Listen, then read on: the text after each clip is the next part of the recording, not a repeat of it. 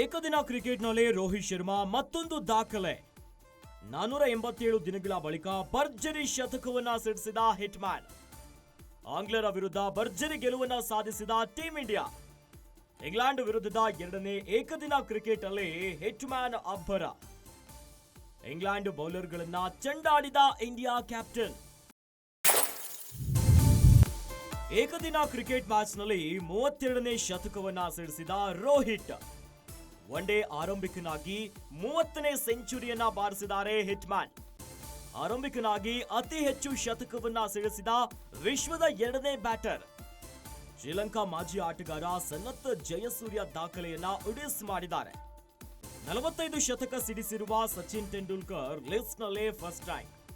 Master Tendulkar ನಂತರ ಎರಡನೇ ಸ್ಥಾನವನ್ನ ಪಡೆದಿದ್ದಾರೆ ರೋಹಿತ್.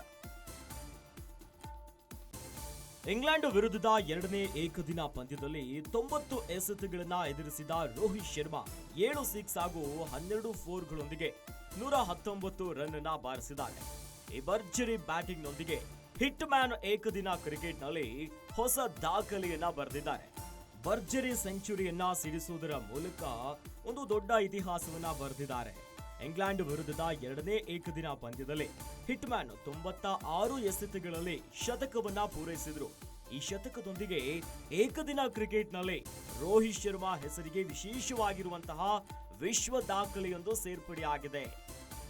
ಕಟಕ್ನಲ್ಲಿ ಮೂಡಿ ಬಂದಿರುವಂತಹ ರೋಹಿತ್ ಶರ್ಮಾ ಅವರ 32ನೆಯ ಏಕದಿನ ಶತಕ. ಇನ್ನು ಏಕದಿನ ಕ್ರಿಕೆಟ್ ಮ್ಯಾಚ್ ನಲ್ಲಿ 32ನೆಯ ಶತಕವನ್ನ ಸಿಡಿಸಿ ಈಗ ರೋಹಿತ್ ಅಂತ ಕರೆಸಿಕೊಳ್ತಿದ್ದಾರೆ. ಒನ್ ಡೇ ಆರಂಭಿಕನಾಗಿ 30ನೇ ಸೆಂಚುರಿಯನ್ನ ಬಾರಿಸಿದ್ದಾರೆ ಹಿಟ್ ಮ್ಯಾನ್.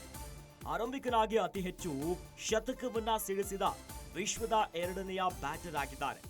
ಶ್ರೀಲಂಕಾದ ಮಾಜಿ ಆಟಗಾರ ಸನತ್ ಜಯಸೂರ್ಯ ದಾಖಲೆಯನ್ನ ಪೀಸ್ ಮಾಡಿದ್ದಾರೆ. 45 ಶತಕ ಸಿಡಿಸಿರುವ ಸಚಿನ್ ತೆಂಡೂಲ್ಕರ್ ಅವರು ಲಿಸ್ಟ್ ನಲ್ಲಿ ಫಸ್ಟ್ ರ್ಯಾಂಕ್ ನಲ್ಲಿದ್ರೆ, ಮಾಸ್ಟರ್ ತೆಂಡೂಲ್ಕರ್ ನಂತರ ಎರಡನೇ ಸ್ಥಾನವನ್ನ ಪಡೆದಿದ್ದಾರೆ ರೋಹಿತ್.